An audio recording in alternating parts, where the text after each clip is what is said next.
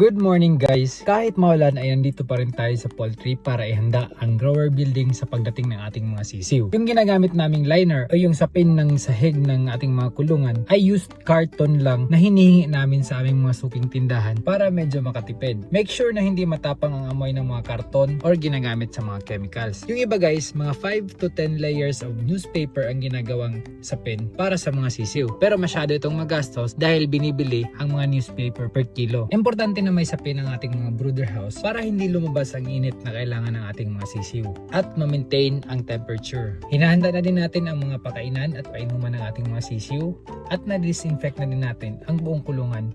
And then, good to go na tayo para sa pagdating ng ating mga bagong sisiw. Good morning guys! Kahit maulan ay nandito pa rin tayo sa poultry para ihanda ang grower building sa pagdating ng ating mga sisiw. Yung ginagamit naming liner o yung sapin ng sahig ng ating mga kulungan ay used carton lang na